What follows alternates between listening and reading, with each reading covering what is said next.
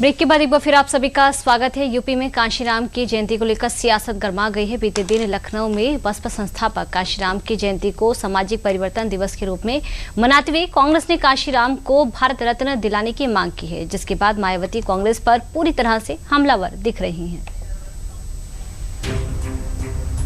UP में अगले साल यानी 2027 में विधानसभा चुनाव है और इसके लिए अभी से दलित वोटों पर सियासी दलों की निगाह है, क्योंकि यूपी के कुल मतदाताओं में करीब 20% दलित वोटर्स की आबादी है, जो यूपी में सत्ता की चाबी मानी जाती है। ऐसे में यूपी में चुनावी साल के करीब आते ही इस वोट बैंक को अपने पाले में लाने की कवायद जोर पकड़ते देखे जा रही है। इसी कड़ी में कांग्रेस नेता राहुल गांधी ने शुक्रवार को अगले साल होने वाले विधानसभा चुनाव से पहले एक बड़ा दांव चला है। बसपा के संस्थापक कांशीराम की जयंती को सामाजिक परिवर्तन दिवस के रूप में मनाते हुए बीते दिन लखनऊ के कार्यक्रम में कांशीराम को भारत रत्न दिलाने के लिए प्रस्ताव पारित किया गया है। कांशीराम साहब को मरणोपरांत भारत रत्न से सम्मानित करने हेतु भारत सरकार से मांग पत्र, क्या ये सभा इसका समर्थन करती है? तो ये प्रस्ताव पास हुआ कि मान्यवर कांशीराम जी को भारत रत्न मिलना चाहिए और हम गारंटी देते हैं कि न्याय योद्धा राहुल गांधी जी जब भी इस देश के प्रधानमंत्री बनेंगे तो ये काम हो करके रहेगा। यूपी में दलित वोट बैंक आमतौर पर बहुजन समाज पार्टी का पारंपरिक वोटर माना जाता रहा है और इस वोट बैंक में सेंध लगाने के लिए कांग्रेस ने जब बसपा के संस्थापक कांशीराम के नाम को ही आगे कर दिया, तो बसपा प्रमुख मायावती को भी कांग्रेस के इस प्रस्ताव को सवालों के कटघरे में खड़ा करने में ज्यादा वक्त नहीं लगा। मायावती ने सोशल मीडिया प्लेटफॉर्म एक्स पर लंबे चौड़े पोस्ट के जरिए कांग्रेस को निशाने पर लिया।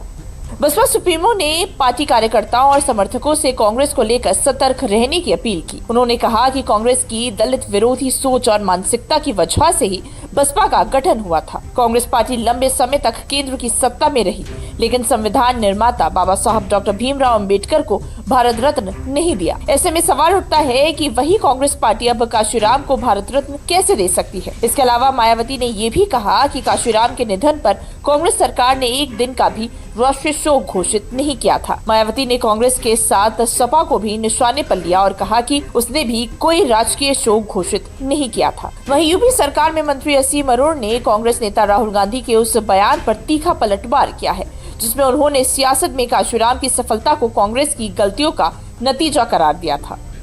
अचरज की बात यह है कि राहुल गांधी जी कह रहे हैं कि कांग्रेस ने जो गलतियां की उसकी वजह से मान्यवर कांशीराम जी का उद्भव हुआ। इससे ज़्यादा अपमानजनक बात कोई नहीं हो सकती। मान्यवर कांशीराम जी कांग्रेस की गलतियों की उपज नहीं है। मान्यवर कांशीराम जी अपने कर्मों से आगे बढ़े, साइकिल से गांव-गांव घर-घर घूमे और उन्होंने जो किसी ने नहीं किया, अपने जीवन काल में एक राष्ट्रीय पार्टी खड़ी की। दरअसल यूपी में इन दिनों बसपा के संस्थापक कांशीराम की विरासत कब्जाने की होड़ लगी हुई है। कांग्रेस जहां कांशीराम की जयंती को 2 दिन पहले से ही सामाजिक परिवर्तन दिवस के तौर पर मना रही है, वहीं सपा 15 मार्च को कांशीराम जयंती पीडीए दिवस के तौर पर मनाने का ऐलान कर चुकी है।